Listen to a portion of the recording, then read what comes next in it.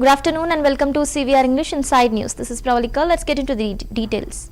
In Bengaluru, Karnataka Deputy Chief Minister D.K. Shivakumar spoke after his breakfast meeting with Chief Minister Siddaramaiah.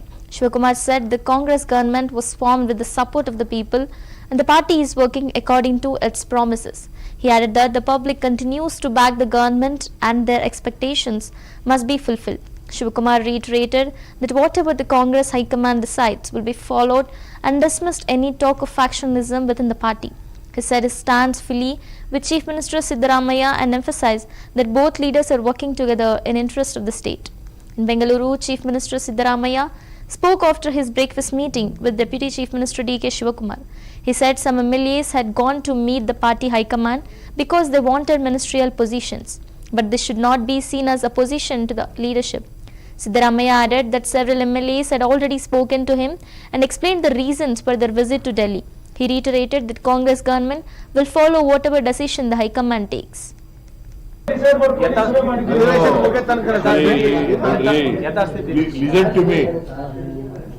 to me. See, the High Command, whatever decision it takes, both of us will obey. Sir, DK sir. Sir, DK sir. ಕೊಟ್ಟ ಮಾತಿಗೆ ಪರಿಹಾರ ಏನಾದರೂ ಕಂಡುಕೊಂಡರೆ CM ಮಾತಾಡ್ತಿದ್ದಾರೆ. Sir, ಕೊಟ್ಟ ಮಾತಿಗೆ ಏನು ಕೊಟ್ಟ ಮಾತು? ಹೈಕಮಾಂಡ್ ಹೇಳಿದ್ರೆ ಮಾಡ್ತೀವಿ ಅಂತ ಹೇಳಿದ್ಮೇಲೆ ಕೊಟ್ಟ ಮಾತಿರುತ್ತೆ. ಅಲ್ಲ sir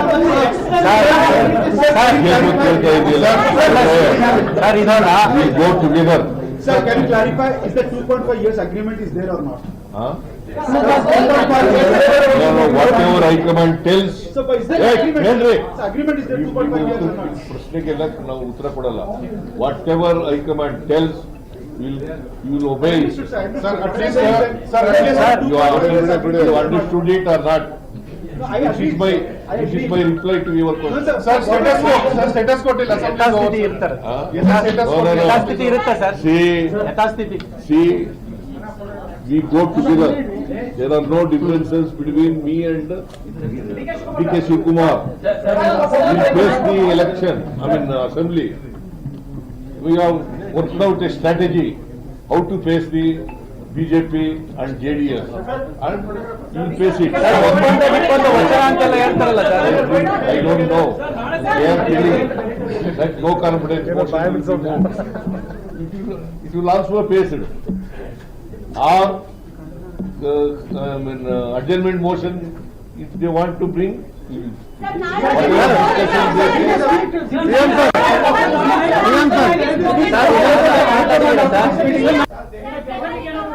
See, if the party wants us to go, definitely we will go. But have some issues. Nanu Siddaramaiah matadidivi. We both have spoken.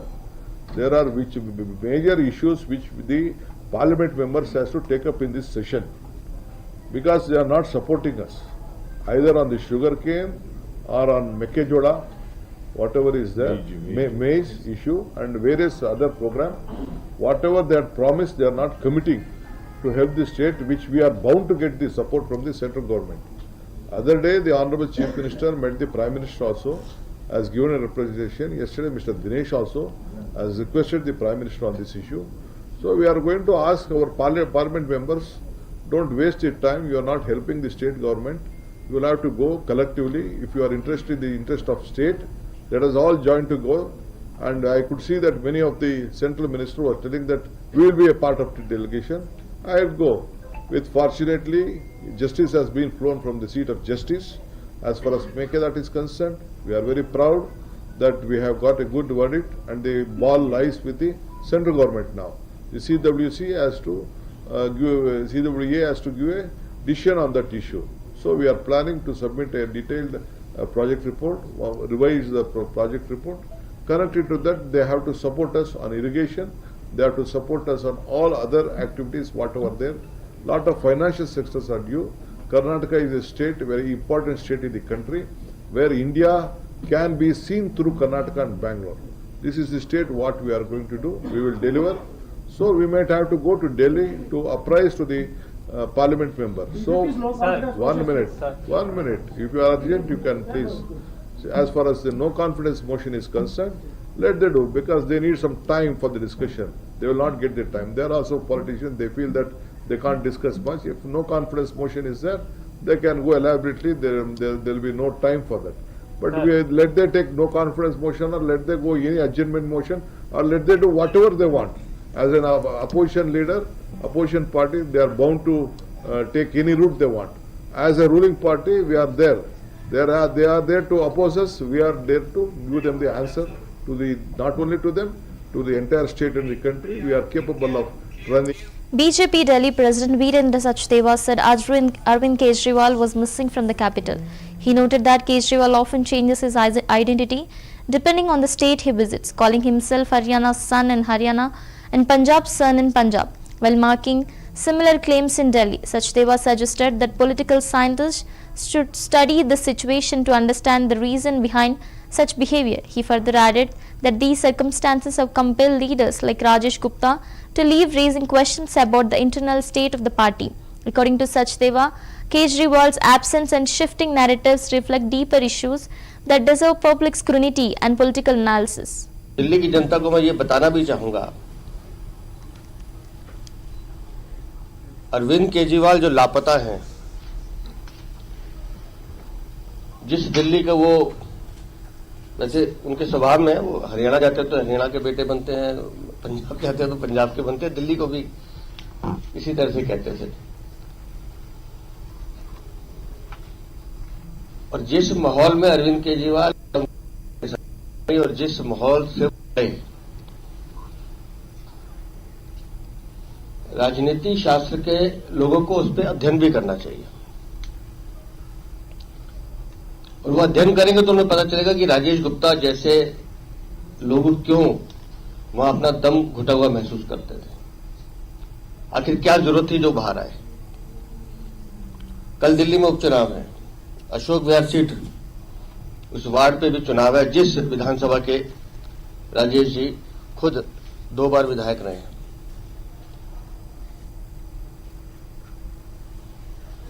किसी व्यक्ति का चरित्र, उसके संस्कार, उसका स्वभाव कितना खोखला हो सकता है, वो आप आम आदमी पार्टी और अरविंद केजरीवाल को देखने से समझ में आता है। और आज भी आम आदमी पार्टी की जो भूमिका है वो सिर्फ इतनी है कि जो नाकामियां पिछले 10-12 सालों में उनकी थी, जिसका बोझ आज दिल्ली की जनता के साथ साथ नई सरकार भी उस चीजों को ठीक करने का है, उन्हीं कमियों को वो गिनाते, उनको शर्म नहीं आती। कमियां वो है जो उनके द्वारा पैदा की गई, और 8 महीने की सरकार से वो सवाल पूछते हैं कि ये ठीक क्यों नहीं हो रहा। हमारी सरकार तो प्रयास कर रही है, उसका जो लॉन्ग टर्म विजन है उसके साथ वो चीजें ठीक भी होंगी, और हम कर भी रहे हैं, और कुछ चीजें हमारी सरकार ने बहुत अच्छी करके भी दिखाई हैं। लेकिन मैं हैरान होता हूं बेशर्मी पे, मनीष सिसोदिया लापता है, आतिशी गोपाल राय स्पेशल अपीयरेंस की तरह कभी कभी दिखाई देते हैं।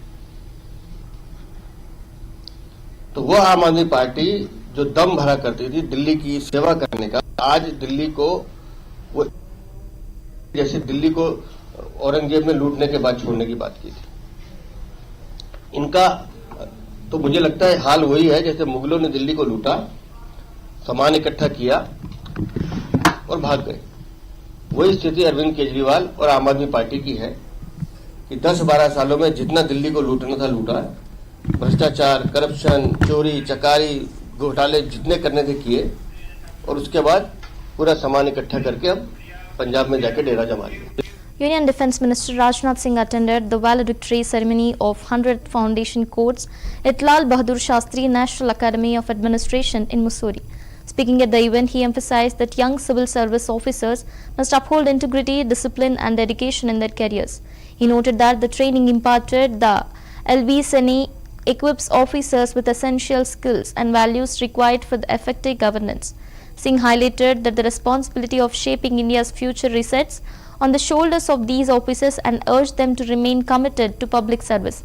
He underlined that honesty and accountability should guide their actions, adding that Foundation course marks a significant milestone in their journey of serving the nation.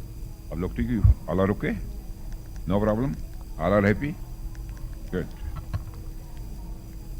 Director LBSNAA Shri Ram Tarani Kanti ji, joint director LBSNAA Shri Udit Agarwal, course coordinator Shri Awasthi yes Aswathi yes Aswathi को अवस्थी बना दिया मैंने। लवासना के faculty members और यहाँ उपस्थित हमारे सभी ऑफिसर और सभी हमारे ऑफिसर ट्रेनीज, सबसे पहले तो इस जो फाउंडेशन कोर्स कंप्लीट किया है उसकी आज वैलिडिक्टरी सेरेमनी है। मैं आप सबको अपनी तरफ से हार्दिक बधाई देता हूं। मुझे मालूम है यह वह इंस्टीट्यूशन है जहां all India services, central services तथा रॉयल भूटान सिविल सर्विसेज के यंग ऑफिसर्स और नेशन बिल्डिंग की अपनी जर्नी का पहला स्ट्रांग और मीनिंगफुल स्टेप यहां रखते हैं। और इस स्थान पर भारत के गवर्नेंस फ्रेमवर्क की फाउंडेशन भी बनती है। मैं मानता हूं कि फाउंडेशन कोर्स सिर्फ एक ट्रेनिंग मॉड्यूल नहीं है, यह एक कमिटमेंट है, a commitment to build a governance system that is efficient, capable, and truly sensitive to the needs of the common people.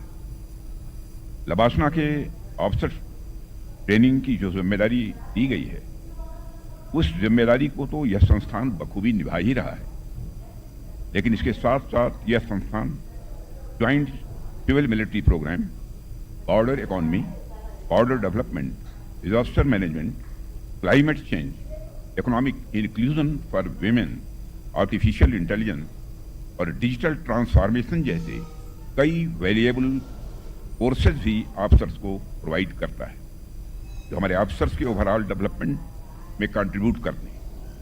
और यह सारी चीजें मैं मानता हूं कि लवासना को एक कंप्लीट इंस्टीट्यूशन बनाती, जिससे इस इंस्टीट्यूशन का महत्व स्वाभाविक रूप से और बढ़ जाता है। आज की वैलिडिक्टरी सेरेमनी लवासना की उसी कमिटमेंट को मैं मानता हूं कि सिंबलाइज करती है। मैं आप सभी को रिमार्केबल माइलस्टोन के लिए हार्दिक बधाई देता हूं। डियर ऑफिसर ट्रेनीज, आज से आपकी प्रोफेशनल जर्नी एक नया डायमेंशन लेगी। देश को आपसे बहुत उम्मीदें हैं, इसलिए आपका उद्देश्य स्पष्ट होना चाहिए, serve with integrity. Jammu IG Shashank Anand stated that December 1st is observed as the BSF's Raising Day. He mentioned that the force established in 1965 completes 60 years in 2025, marking its Diamond Jubilee. According to him, the celebrations are currently underway to honor this milestone. He informed that the Raising Day celebration for this year was held on November 21st in Bhuj city of Kutch, Gujarat. The event was attended by the Union Minister and Home Minister in cooperation as the chief guest. Anand highlighted that the Diamond Jubilee reflects the BSF's long journey of service and dedication to the nation, adding that celebrations symbolize pride and commitment to safeguarding India's borders. 1 दिसंबर को BSF का स्थापना दिवस मनाया जाता है।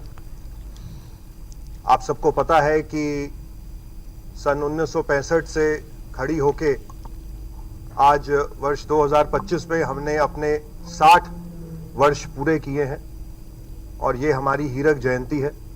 Diamond jubilee celebrations का ये दौर चल रहा है। इस वर्ष 21 नवंबर को गुजरात के भुज शहर में, कच्छ के भुज शहर में रेजिंग डे समारोह का आयोजन किया गया था। माननीय केंद्रीय गृह एवं सहकारिता मंत्री उसके मुख्य अतिथि थे। उस कार्यक्रम की कुछ झलक हम आपके सामने प्रस्तुत करना चाहेंगे। मुझे सौभाग्य मिला था उस कार्यक्रम में पार्टिसिपेट करने का जम्मू फ्रंटियर की ओर से, और इससे पूर्व में बीएसएफ के रेजिंग डे फंक्शंस जैसलमेर में, अमृतसर में, हजारीबाग में और जोधपुर में हो चुके हैं। और ये सरकार का एक इनिशिएटिव है कि दिल्ली से बाहर रेजिंग डे फंक्शंस को और ऐसे बड़े समारोह को देश के कोने कोने तक ले जाया जाए, ताकि लोगों को पता लग सके कि हमारे जितने भी अर्धसैनिक बल हैं वो किस प्रकार देश की रक्षा में, इंटरनल सिक्योरिटी में अपनी भागीदारी अदा कर रहे हैं। सीमा सुरक्षा बल का बहुत ही गौरवमय इतिहास रहा है और ये बात हमने अक्सर इस मंच से कही है कि ये एकमात्र ऐसा अर्धसैनिक बल है जिसने 1965 के बाद से सभी युद्धों में हिस्सा लिया है और आज सीमा सुरक्षा बल विश्व का सबसे बड़ा बॉर्डर गार्डिंग फोर्स है और ये एकमात्र बल है जिसमें हम थल सेना के तौर पे तो काम करते ही हैं, इसके साथ साथ बीएसएफ का वाटर विंग और एयर विंग ये भी बीएसएफ को यूनिक बनाता है। तो चाहे वो वेस्ट बंगाल का समुद्री इलाका हो या गुजरात के कच्छ का क्रीक का इलाका हो या रेगिस्तान हो राजस्थान में या नॉर्थ ईस्ट में जंगलों में ड्यूटी की बात करें, कश्मीर में बर्फीली पहाड़ियों पे बात करें, बीएसएफ हर जगह तैनात है, हर ऐसे थिएटर में तैनात है जहां पे देश को हमारी आवश्यकता है। बीएसएफ काफी वर्षों से छत्तीसगढ़ और उड़ीसा में भी तैनात है और अब जब नक्सलवाद अपने अंतिम चरण में है तो उसमें भी बीएसएफ एक बहुत ही अहम भूमिका निभा रही है। Union Minister Ashwini Vaishnav and Gajendra Singh Shekhawat arrived in Jaisalmer, Rajasthan to inaugurate the new Jaisalmer Delhi Express. The 16-coach train was introduced with the aim of enhancing tourism, trade and connectivity between the desert city and the national capital. Officials highlighted that the service would provide improved travel facilities for passengers and contribute to the regional economic growth. The ministers noted that initiative was a part of government's broader vision to strengthen infrastructure and promote cultural exchange by linking heritage destinations with major urban centers. The launch of the express was described as a significant step toward boosting accessibility, supporting local business and encouraging greater tourist inflow into Jaisalmer and surrounding areas.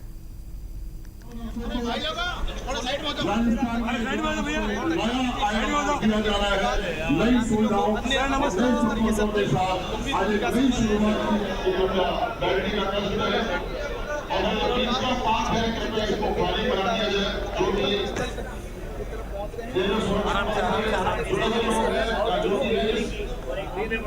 इस बीच वाले path को खाली कर दिया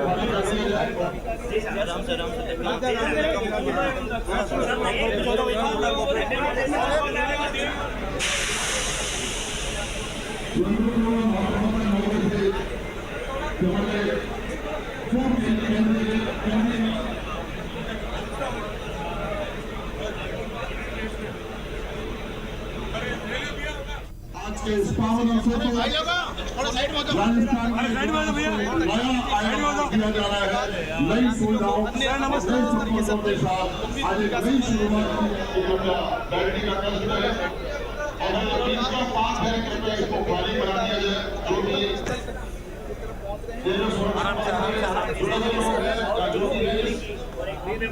इस बीच वाले path को खाली कर दिया जाए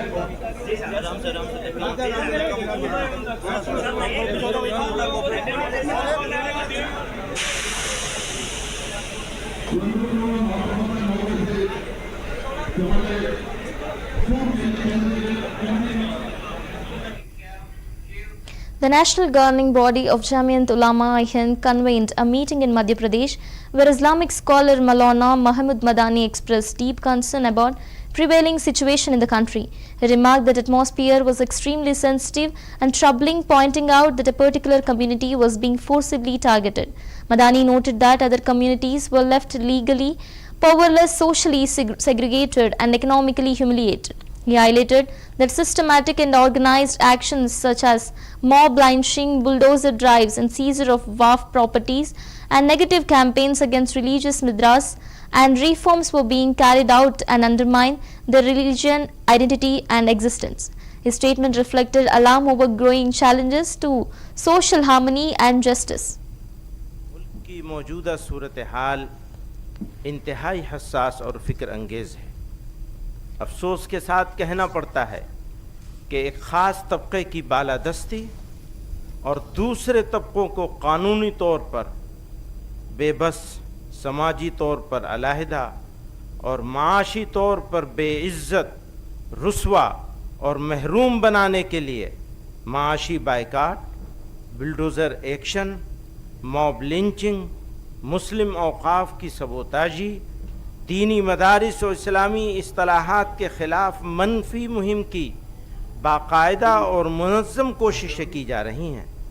उनके मज़हब, शनाख्त और वजूद को गैर ज़रूरी, यहाँ तक के नाकाबिल बर्दाश्त बना दिया गया है। बिलखुसूस मुसलमानों के ख़िलाफ़ सरकारी सरपरस्ती में जारी मुनाफरत और जुल्म सितम की वजह से हालात इस नहज पर पहुँच चुके हैं कि आज मुसलमान खुद को राह चलते गैर महफूज महसूस करते हैं। उन्हें कदम कदम पर नफ़रत व हक़ारत का सामना है। कलेजा थाम कर सुनते हैं लेकिन सुन ही लेते हैं, मेरे यारों को मेरे गम की तलखी भी मज़ा दे है। हज़रात गिरामी क़द्र, मुल्क के आईन ने हमें अपने मज़हब पर चलने और उसकी तबलीग की इजाज़त दी है, लेकिन कन्वर्जन लॉ में तरमीम के ज़रिए इस बुनियादी हक़ को ख़त्म किया जा रहा है। इस कानून को इस तरह इस्तेमाल किया जा रहा है कि मज़हब की तबलीग का अमल खौफ और सज़ा का मुस्तहिक बन जाए। दूसरी तरफ घर वापसी के नाम पर किसी ख़ास धर्म में शामिल करने वालों को खुली छूट हासिल है, उन पर कोई सवाल नहीं उठाया जाता, न कानूनी कार्रवाई होती है। यूं कानून का मकसद गैर जानिबदारी नहीं रहता, बल्कि एक ख़ास मजहबी सिमत की तरफ समाज को धकेला जाना है। ये पूरा ढांचा दरअसल दोहरे रवैये का मजहर है कि एक तरफ मुसलमानों। RSS Chief Mohan Bhagwat, while addressing an event in Maharashtra, reflected on his personal habits and views about knowledge. He admitted that he considered himself lazy but maintained a keen interest in reading. Bhagwat expressed deep respect for writers, noting that their work provides valuable insights. He explained that knowledge has two aspects. One is acquisition of information, which itself known knowledge, and the other is attainment of understanding, which is also a form of knowledge. According to him, both information and understanding represent different modes of transmission. He emphasized that reading helps bridges these aspects, allowing individuals to gain not only facts but also deeper comprehension of ideas and perspectives.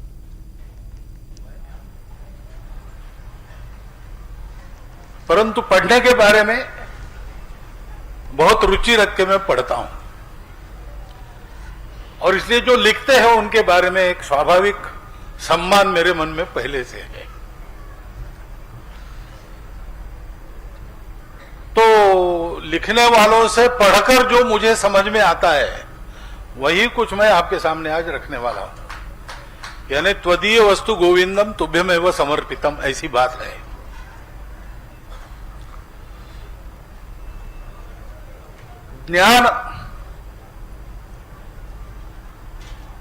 ज्ञान का दो प्रकार से अर्थ होता है। एक जानकारी मिलती है तो भी ज्ञान है, और दूसरी समझदारी मिलती है उसको भी ज्ञान ही कहते हैं। बोध होता है, यानी या तो जानकारी मिलती है या तो समझदारी मिलती है। केवल जानकारी पहुंचानी है कि समझदारी भी पहुंचानी है। तो एक कथा मैंने सुनी कि गंगा पार करने के लिए एक नौका में बैठकर एक गणित के और फिजिक्स के प्रोफेसर जा रहे थे, और नौका चलाने वाले से बात कर रहे थे कि क्या सीखे हो भाई कुछ। अब नौका चला रहे हो तो जानते हो क्या पानी की स्पेसिफिक ग्रेविटी क्या होती है, लकड़ी की क्या होती है, और कैसा कैसा सब पानी का प्रवाह कैसे प्रयत्न करता है, और नौका उसको काटते हुए आगे बढ़ती है तो एक्सीलरेशन वगैरह वगैरह। District in charge Minister Ishwar Kandre, while speaking in Karnataka, stated that government has delivered on all its commitment. He mentioned that heavy rains this year caused extensive damage to crops spread across 1,69,000 hectares.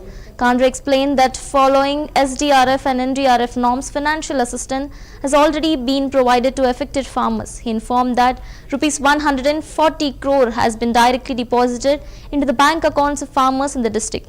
According to him, payments have reached 1,80,000 farmer families, ensuring timely relief.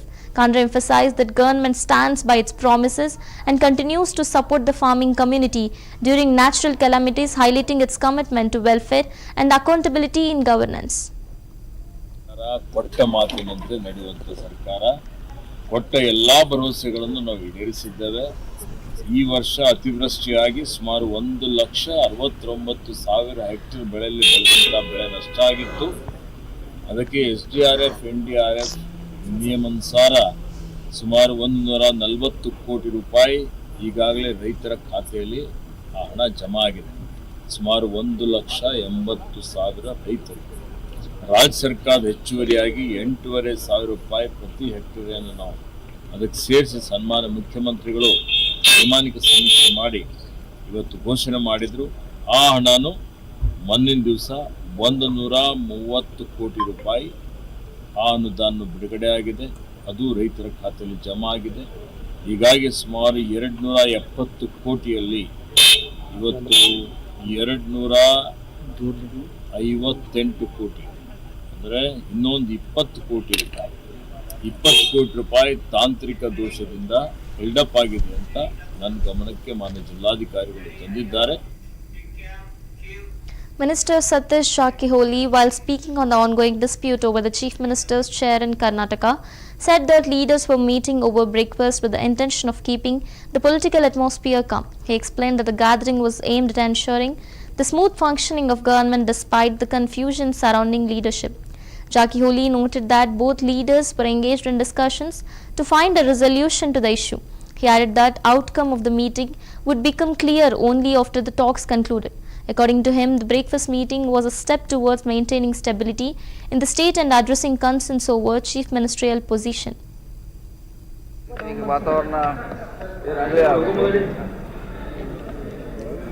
ಸರ್ಕಾರ ಸುಗಮವಾಗಿ ನೀಡಬೇಕು, ಪಕ್ಷ ಕೂಡ ಸುಗಮವಾಗಿ ನೀಡಬೇಕು. ಆ ರೀತಿಯಿಂದ ಇಬ್ಬರು ನಾಯಕರು ಇವತ್ತು ಒಟ್ಟಾಗಿ ಕೂಡಿ ಈ ಗೊಂದಲಕ್ಕೆ ತಿರುಗಿಸೋ ಪ್ರಯತ್ನ ಮಾಡ್ತಿದ್ದಾರೆ.